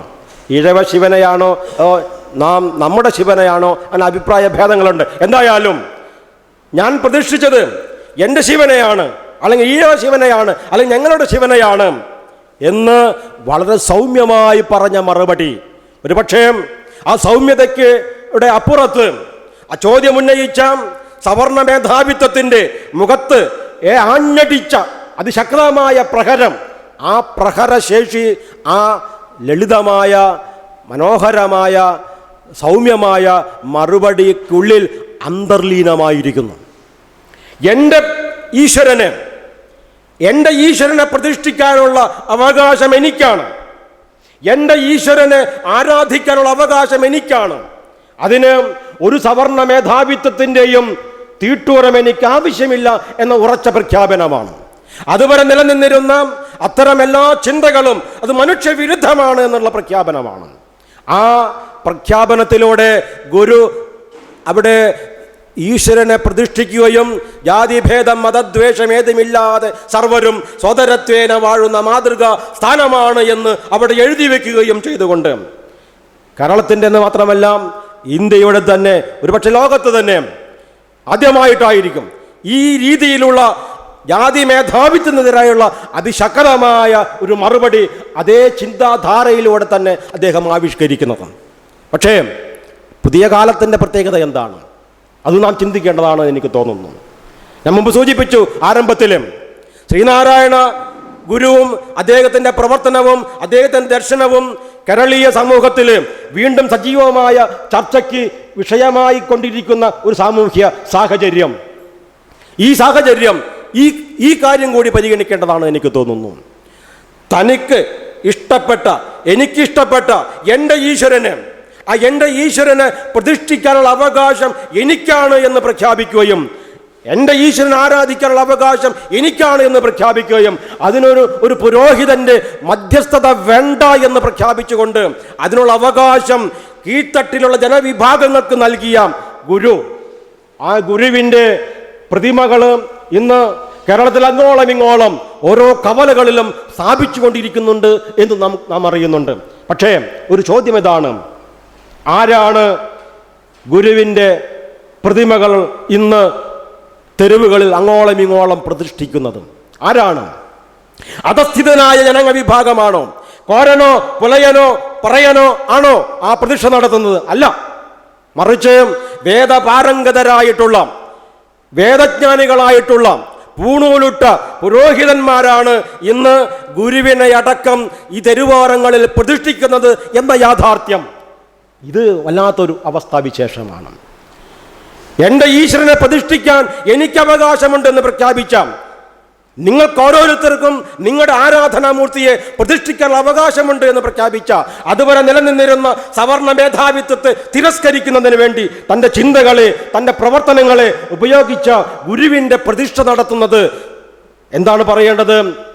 ഈ ചരിത്രത്തിൻ്റെ വൈപരീത്യത്തെക്കുറിച്ച്. ആ ഗുരുവിൻ്റെ പ്രതിഷ്ഠ നടത്തുന്നത് വേദപാരംഗതരായിട്ടുള്ള പുരോഹിത മേധാവികളായി മാറിക്കഴിഞ്ഞിരിക്കുന്ന ഒരു സാമൂഹ്യ സാഹചര്യം. ഈ സാമൂഹ്യ സാഹചര്യമൊക്കെയാണ് ഇന്ന് പുതിയ കാലത്തിലും SNDPയെ പോലെയുള്ള പ്രസ്ഥാനങ്ങളെ വർണ്ണവെറിയന്മാരുടെ, ജാതി കോമരങ്ങളുടെ, ചാതുർവർണ്ണത്തിൻ്റെ വക്താക്കളുടെ അവരുടെ അറവുശാലകളിലേക്ക് ആനയിക്കുന്നതിന് വേണ്ടിയിട്ടുള്ള ഒരു പരിശ്രമം എന്ന നിലയിൽ ഇന്ന് നടന്നുകൊണ്ടിരിക്കുന്നത്. അതുകൊണ്ട് തന്നെയാണ് ഗുരുവിൻ്റെ ദർശനത്തെക്കുറിച്ച് കൂടുതൽ ആഴമേറിയ പഠനം നമുക്ക് അനിവാര്യമാകുന്നത്. ഗുരു മനുഷ്യ കേന്ദ്രിതമായ ഉണർവുകളെ വാരി വിതറുകയും അതോടൊപ്പം തന്നെ 1858 ആരംഭിച്ച അരുവിപ്പുറം പ്രതിഷ്ഠയോടുകൂടി നിരവധി പ്രതിഷ്ഠകൾ അദ്ദേഹം കേരളത്തിൽ അങ്ങോളം നിർവഹിക്കുകയുണ്ടായി എന്നും നമുക്കറിയുന്നുണ്ട്. കല്ലിൽ തുടങ്ങി കണ്ണാടിയിലാണ് അദ്ദേഹം തൻ്റെ പ്രതിഷ്ഠകൾ അവസാനിപ്പിക്കുന്നത്. കണ്ണാടിയിൽ പ്രതിഷ്ഠ അവസാനിപ്പിച്ചുകൊണ്ട് അദ്ദേഹം പിന്നീട് പറഞ്ഞു, ഇനി നമുക്ക് ഈശ്വരനും ഈശ്വര പ്രതിഷ്ഠകളും അമ്പലങ്ങളൊന്നുമല്ല വേണ്ടത്, മറിച്ച് വിദ്യാലയങ്ങളും വ്യവസായശാലകളുമാണ് ഇനി കേരളത്തിൽ വേണ്ടത്. വിദ്യാലയങ്ങളിലൂടെ അറിവ് എല്ലാവർക്കും പകർന്നു കൊടുത്തുകൊണ്ട്, വ്യവസായശാലകളിലൂടെ സമൂഹത്തിനാവശ്യമായ ഉൽപ്പന്നങ്ങൾ ഉൽപ്പാദിപ്പിച്ചുകൊണ്ട് ഒരു നവസമൂഹം കെട്ടിപ്പടുക്കുക, അതാണ് പുതിയ കാലത്ത് നാം ഏറ്റെടുക്കേണ്ടത് എന്ന് നവോത്ഥാന കാലഘട്ടത്തിലെ മറ്റൊരു പ്രധാന ചിന്താധാര, ആ ചിന്താധാര കൂടി നാരായണ ഗുരു തൻ്റെ വരികളിലൂടെ രേഖപ്പെടുത്തുകയുണ്ടായിരുന്നു. രേഖപ്പെടുത്തുക മാത്രമല്ല, അദ്ദേഹം അന്ന് ആ കാലഘട്ടത്തിൽ നിലനിന്നിരുന്ന ഒരുപാട് പ്രാകൃത ദൈവങ്ങൾ എന്ന് വേണമെങ്കിൽ ഇന്ന് പറയാവുന്ന, അവിടെയൊക്കെ അഭിപ്രായ ഭേദങ്ങൾ ഉണ്ടാകുക സ്വാഭാവികമാണ്. കാരണം പ്രത്യേകിച്ചും സ്വത്വരാഷ്ട്രീയത്തിൻ്റെ കടന്നുകയറ്റം അതിരൂക്ഷമായി കൊണ്ടിരിക്കുന്ന ഇന്നത്തെ കാലഘട്ടത്തിലും അക്കാലത്ത് സാധാരണ ജനങ്ങൾക്കിടയിലുണ്ടായിരുന്ന മറുതയെയും മാടനെയും മറ്റും പിഴുതെറിഞ്ഞുകൊണ്ട് തൽസ്ഥാനത്ത് ആര്യ ദേവതകളെ പ്രതിഷ്ഠിക്കുക എന്ന ദൗത്യം, ശിവനെയും സുബ്രഹ്മണ്യനെയും വിഷ്ണുവിനെയും ഒക്കെ പ്രതിഷ്ഠിക്കുക എന്ന ദൗത്യം തീർച്ചയായിട്ടും ഇന്ന് ഒന്ന് പിന്തിരിഞ്ഞു നോക്കുമ്പോൾ സംസ്കൃതീകരണം, സംസ്കൃതവൽക്കരണം അല്ലെങ്കിൽ ആര്യവൽക്കരണം എന്ന് പറയാവുന്ന ചില അടയാളങ്ങൾ അവിടെ കാണാമെങ്കിലും അന്ന് ഈ പ്രവർത്തനങ്ങൾ വിപ്ലവകരമായ മാറ്റങ്ങൾക്കാണ് തുടക്കമിട്ടത്. അന്ധവിശ്വാസങ്ങൾക്കും അനാചാരങ്ങൾക്കും എതിരായിട്ടുള്ള ഗുരുവിൻ്റെ പ്രവർത്തനങ്ങൾ, ഇത്തരത്തിലുള്ള ഈ അധമ എന്ന് വിശേഷിപ്പിക്കാവുന്ന ഈശ്വരന്മാരെ, കൊച്ചു മാടയെയും മറുതയെയും ഒക്കെ മാറ്റിക്കൊണ്ട് അദ്ദേഹം തന്നെ നേരിട്ട് ഇടപെട്ടുള്ള ചില സന്ദർഭങ്ങളും ചരിത്രത്തിൽ രേഖപ്പെടുത്തുകയുണ്ടായിട്ടുണ്ട്. ജഡ്ജിയായിരുന്ന അയ്യാക്കുട്ടി സഹോദരൻ അയ്യപ്പൻ്റെ ഭാര്യയുടെ പിതാവ്, അദ്ദേഹത്തിൻ്റെ തറവാട്ടിൽ ഉണ്ടായിരുന്ന നിരവധി കൊച്ചു അമ്പലങ്ങൾ എന്ന് പറയാവുന്ന അറിയില്ല, കാവുകൾ, അവിടെ ഒരുപാട് പ്രതിഷ്ഠകൾ, ആ പ്രതിഷ്ഠകളെയൊക്കെ മാറ്റുവാനായിട്ട് അദ്ദേഹം ആഹ്വാനം ചെയ്യുകയുണ്ടായി. ഒരിക്കൽ അയ്യാക്കുട്ടിയുടെ വീട്ടിലേക്ക് ചെന്നപ്പോൾ അത് മാറ്റണമെന്ന് പറഞ്ഞപ്പോൾ വീട്ടുകാർ അതിന് ഒരു ശങ്ക അവരെ പിടികൂടിയപ്പോൾ, നിങ്ങൾ മാറ്റുന്നില്ലെങ്കിൽ ഞാൻ തന്നെ മാറ്റിക്കളയാമെന്ന് പറഞ്ഞുകൊണ്ട് അവിടെ ഉണ്ടായിരുന്ന എല്ലാ പ്രതിഷ്ഠകളെയും, അതിൽ സർപ്പങ്ങളുണ്ടാകാം, ചാത്തനുണ്ടാകാം, അല്ലെങ്കിൽ മറ്റ് പലതരത്തിലുള്ള ഈ പറഞ്ഞ തരത്തിലുള്ള എല്ലാ ആ ദേവതകളെയൊക്കെ മുഴുവനും അദ്ദേഹം സ്വയം പെറുക്കി വലിച്ചെറിഞ്ഞുകൊണ്ട് ഒരു ചാക്കിലാക്കി തൊട്ടടുത്ത നദിയിൽ ഒഴുക്കുകയാണ് ഉണ്ടായത് എന്ന് പാർവതി അയ്യപ്പൻ, സഹോദരൻ അയ്യപ്പൻ്റെ ഭാര്യ, പിന്നീട് രേഖപ്പെടുത്തുകയുണ്ടായി. എന്നാൽ ഞാൻ സൂചിപ്പിക്കുന്നത് ഇതൊക്കെ ഇതുപോലെയുള്ള ദൗത്യങ്ങൾ അതുവരെ സമൂഹം ആരാധിച്ചിരുന്ന ആരാധനാമൂർത്തികളെ അടക്കം തച്ചുടച്ചുകൊണ്ട് ഇങ്ങനെയുള്ള ഒരു വിഗ്രഹ ഭഞ്ജനം ഒരു പക്ഷേ നമുക്ക് കാണാൻ കഴിയുന്നത് തമിഴ്നാട്ടിലെ വളരെ പ്രസിദ്ധനായ യുക്തിചിന്തകനായിരുന്ന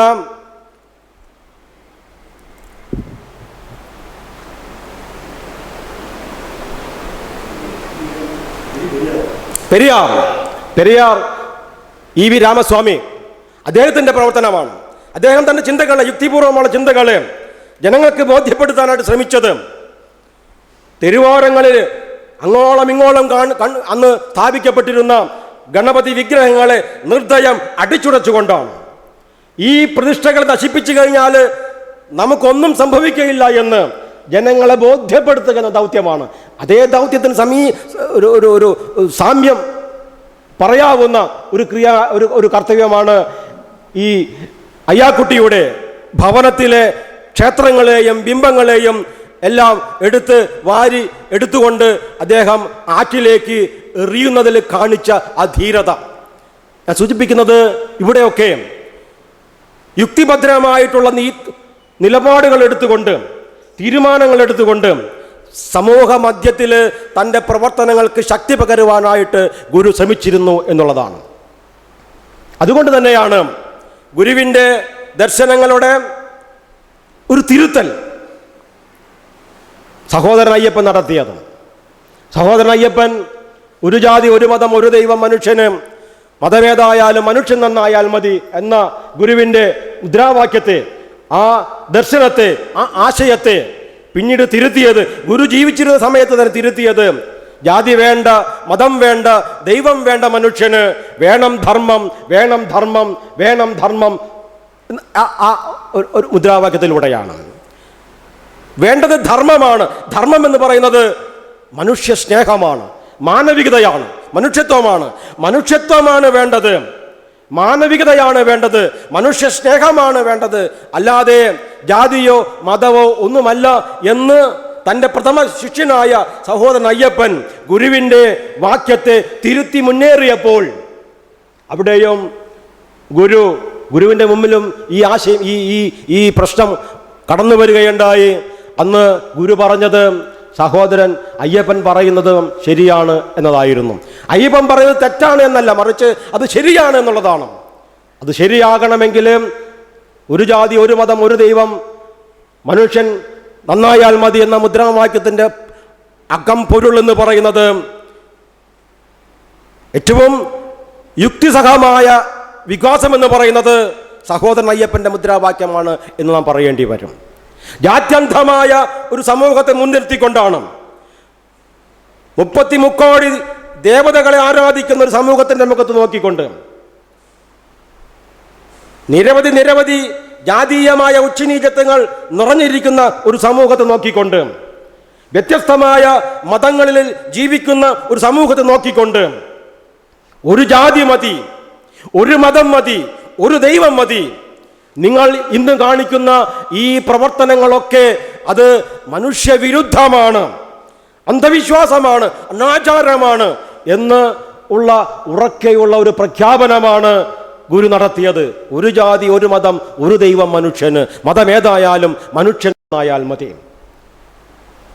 ഈ മനോഹരമായ ഈ മുദ്രാവാക്യത്തിൻ്റെ ശക്തി കൊണ്ടായിരിക്കണം ഒരുപക്ഷെ ഗുരുവിൻ്റെ ദർശനവും ഗുരുവിൻ്റെ ചിന്തകളും ശക്തമായ വേരോട്ടം കേരളീയ മനസ്സിലുണ്ടാക്കാനായിട്ട് കാരണമായി തീർന്നതും എന്ന് നാം തിരിച്ചറിയേണ്ടതുണ്ട്. കാരണം അതേ കാലഘട്ടത്തിൽ ജീവിച്ചിരുന്ന, ഇവിടെ ചർച്ച ചെയ്യാൻ പോകുന്ന ബ്രഹ്മാനന്ദ സ്വാമി ശിവയോഗിയുടെ ദർശനം ഗുരുവിൻ്റെ ദർശനത്തെക്കാൾ ഒരുപാട് ഉയർന്നു നിൽക്കുന്നതാണ് എന്ന് പറയാൻ ഞാൻ ആഗ്രഹിക്കുകയാണ്.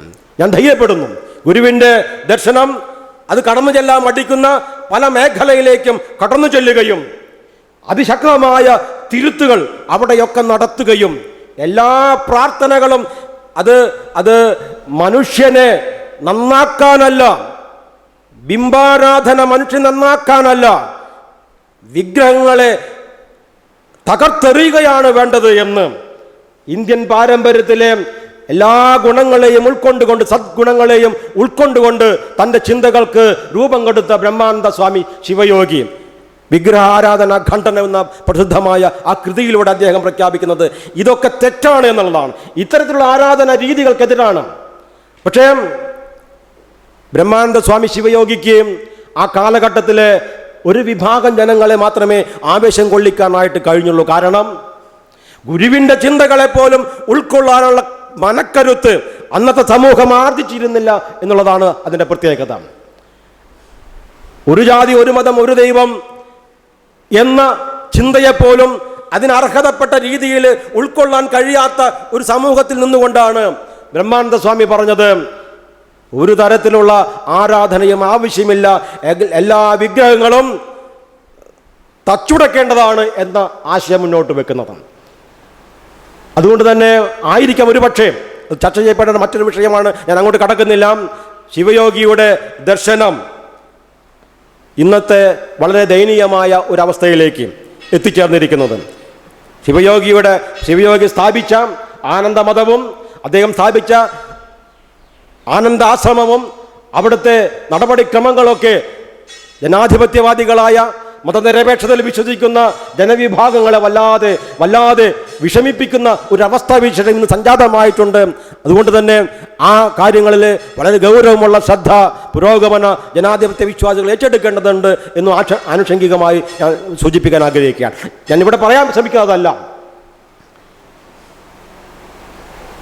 സഹോദരൻ അയ്യപ്പന്റെ മുദ്രാവാക്യം ജാതി വേണ്ട, മതം വേണ്ട, ദൈവം വേണ്ട മനുഷ്യന് എന്ന ആ മുദ്രാവാക്യം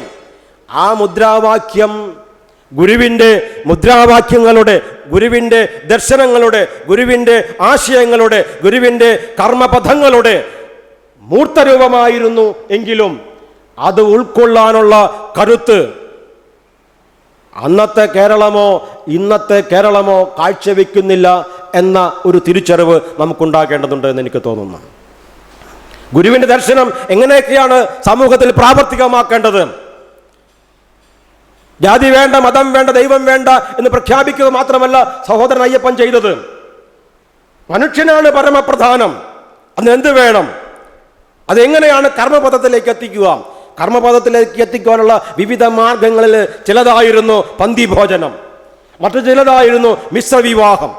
മിശ്രവിവാഹത്തിലൂടെയും പന്തിഭോജനത്തിലൂടെയും അതുവരെ സമൂഹത്തിലുണ്ടായിരുന്ന ജാതീയതയ്ക്കെതിരെ, അയിത്താചാരണത്തിനെതിരെ, അതുപോലെ മനുഷ്യവിരുദ്ധമായ എല്ലാ കർമ്മങ്ങൾക്കുമെതിരായിട്ടുള്ള അതിശക്തമായ ഒരു പ്രവർത്തനം സഹോദരൻ അയ്യപ്പൻ തുടങ്ങി വെക്കുകയുണ്ടായി. വീണ്ടും പുതിയ കാലത്തിൻ്റെ സുവിശേഷം എന്താണ്? പുതിയ കാലത്തിൻ്റെ പ്രത്യേകത ശ്രീനാരായണ പ്രസ്ഥാനത്തെ സവർണ മേധാവിത്വത്തിൻ്റെ തൊഴുത്തിലേക്ക് ആനയിക്കാനുള്ള അതിശക്തമായ പ്രവർത്തനങ്ങൾ ഒരു ഭാഗത്ത് നടക്കുമ്പോഴും കേരളീയ മനസ്സ് ഒറ്റക്കെട്ടായി ഒരു മനസ്സോടുകൂടി അതിനെ എതിർക്കുന്ന ഒരു അവസ്ഥ വിശേഷം ഇന്ന് കേരളത്തിൽ സംജാതമായിട്ടുണ്ടോ? ഇല്ല എന്നാണ് എനിക്ക് തോന്നുന്നത്. ഒരു വിഭാഗം വളരെ ശക്തമായിട്ട് ഈ പുതിയ കെട്ടകാലത്തിൻ്റെ കാഴ്ചകൾക്ക് അനുകൂലമായ ഒരു മാനസിക അവസ്ഥ അത് സ്വീകരിച്ചിരിക്കുന്നു എന്ന് ഭയപ്പെടേണ്ടിയിരിക്കുന്നു എന്നാണ് എനിക്ക് തോന്നുന്നത്. അതല്ലെങ്കിൽ ഇങ്ങനെ സംഭവിക്കുമായിരുന്നില്ല. ഈ ഒരു ഒരു ഒരു ഒരു സാമൂഹ്യ സാഹചര്യം അതിന് ഒക്കെ അതുമായി ബന്ധപ്പെട്ടുള്ള ചർച്ചകൾ നടത്തുമ്പോൾ സഹോദരൻ അയ്യപ്പൻ്റെ ആ മുദ്രാവാക്യത്തെ എന്തുകൊണ്ടാണ് കേരളീയ മനസ്സിന് ഉൾക്കൊള്ളുവാനും താലോലിക്കുവാനും മുന്നോട്ട് കൊണ്ടുപോകാനും ഇന്ന് കഴിയാതിരിക്കുന്നതിൻ്റെ വസ്തുത കൂടി വെളിപ്പെടുമെന്നാണ് എനിക്ക് തോന്നുന്നത്. അത്തരം മുദ്രാവാക്യങ്ങളെ ഉൾക്കൊള്ളുവാനുള്ള മാനസികമായ തയ്യാറെടുപ്പ്, ആ തയ്യാറെടുപ്പ് ഇനിയും കേരളത്തിൽ നടക്കേണ്ടിയിരിക്കുന്നു, അതിശക്തമായ രീതിയിൽ നടക്കേണ്ടിയിരിക്കുന്നു. കേരളീയ നവോത്ഥാനത്തെ അതിശക്തമായ രീതിയിൽ മുന്നോട്ട് കൊണ്ടുപോകാനുള്ള കരുത്ത്, ആ കരുത്ത് കൂടുതൽ ആർജിക്കുകയും അത് പ്രകടിപ്പിക്കുകയും അതുവഴി കേരളത്തിൽ മുൻനിരയിലേക്ക് വരാൻ ശ്രമിച്ചുകൊണ്ടിരിക്കുന്ന മനുഷ്യവിരുദ്ധമായ എല്ലാ കർമ്മങ്ങളെയും അനാചാരങ്ങളെയും മതപരമായ അന്ധവിശ്വാസപരമായ ദുരാചാരങ്ങളെ അത് വീണ്ടും സമൂഹത്തിലേക്ക് കൊണ്ടുവരുന്നതിന് വേണ്ടി അതിശക്തമായ നീക്കങ്ങൾ നടന്നുകൊണ്ടിരിക്കുന്ന പശ്ചാത്തലത്തിൽ പ്രത്യേകിച്ചും അതിനെതിരായിട്ട് അതിശക്തമായ പ്രതിരോധ നിര കെട്ടിപ്പടുക്കേണ്ടത് പുതിയ കാലഘട്ടത്തിൻ്റെ വെല്ലുവിളിയായിട്ട് നാം ഏറ്റെടുക്കേണ്ടത് ഉണ്ട് എന്ന് എനിക്ക് തോന്നുന്നു. പുതിയ കേരളത്തിൽ ഈ എല്ലാ പ്രവർത്തനങ്ങൾക്കൊക്കെ ചുക്കാൻ പിടിക്കുന്ന രീതിയിൽ പുരോഗമന മനസ്സുകളിൽ അടക്കം നിരവധി കൃത്രിമമായ ആചാരങ്ങൾ, കൃത്രിമമായ മതവിശ്വാസ പ്രവണതകൾ അതിവേഗത്തിൽ വളർന്ന് വികാസം പ്രാപിച്ചു കൊണ്ടിരിക്കുന്നു എന്ന ഒരു ദുരന്തവും നാം മനസ്സിലാക്കേണ്ടതുണ്ട് എന്നെനിക്ക് തോന്നുന്നു. EMS പോലെയുള്ള VT ഭട്ടതിരിപ്പാടിനെ പോലെയുള്ള ആളുകൾ നമ്പൂതിരിയെ മനുഷ്യനാക്കുന്നതിന് വേണ്ടി പൂണുനൂല് പൊട്ടിച്ചെറിഞ്ഞുകൊണ്ട് കുടുമ വെട്ടി തീയിലിട്ടുകൊണ്ട് അഗ്നിക്കിരയാക്കിക്കൊണ്ടാണ് ഒരു കാലഘട്ടത്തിൽ കേരളീയ ജീവിതത്തിലേക്ക് കടന്നു വന്നത്.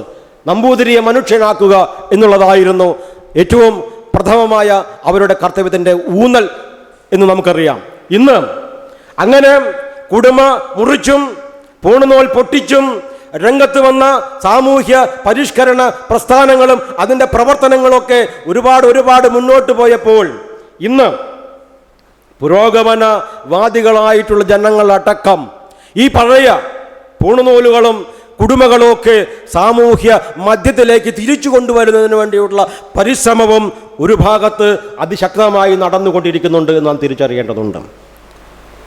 ഒരു കുഞ്ഞ് ജനിച്ച് വളർന്ന് മരിക്കുന്നത് വരെയുള്ള അവൻ്റെ ജീവിതത്തിലെ വിവിധ ആ ഘട്ടങ്ങളെ പരിശോധിക്കുകയാണെങ്കിൽ നമ്മുടെയൊക്കെ വീടുകൾ നടന്നുകൊണ്ടിരിക്കുന്ന ആചാര അനുഷ്ഠാനങ്ങൾ, ആ അനുഷ്ഠാനങ്ങളുടെ അവസ്ഥ എന്താണ് എന്ന ഒരു വിശകലനം, ഒരു സ്വയം വിമർശനം ഗുരുവിൻ്റെ ചിന്തകളെ വിശകലനം ചെയ്യുന്ന, ചർച്ച ചെയ്യുന്ന ഈ കാലഘട്ടത്തിൽ വളരെ പ്രസക്തമാണ് എന്ന് എനിക്ക് തോന്നുന്നു. കേരളത്തിലെ ഈ തിരിച്ചുപോക്ക്, സമസ്ത മേഖലകളിലുള്ള ഈ തിരിച്ചുപോക്കിനൊക്കെ ചുക്കാൻ പിടിക്കുന്നത് മുഖ്യമായും ഇടത്തരം കുടുംബങ്ങളിൽപ്പെട്ട നമ്മളൊക്കെ തന്നെയാണ് എന്നെനിക്ക് തോന്നുന്നു. നമ്മുടെ പ്രവർത്തനങ്ങളാണ്, നമ്മുടെ വീടുകളിൽ നാം ചെയ്തുകൊണ്ടിരിക്കുന്ന പ്രവർത്തനങ്ങളാണ് സമൂഹത്തിലും ഇത്തരത്തിലുള്ള മനുഷ്യവിരുദ്ധമായ പ്രവർത്തനങ്ങൾക്ക് ശക്തി കൂട്ടിക്കൊണ്ടിരിക്കുന്നത് എന്നാണ് എൻ്റെ സ്വയം വിമർശനം.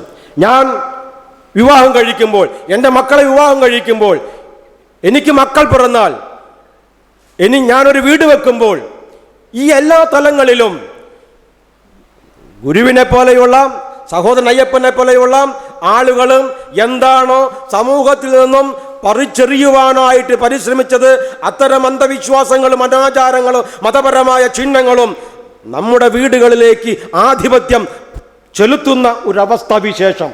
ഞാൻ വളരെ പുരോഗമനവാദിയാണ് ഞാൻ ഇവിടെ പ്രസംഗിക്കുമ്പോൾ.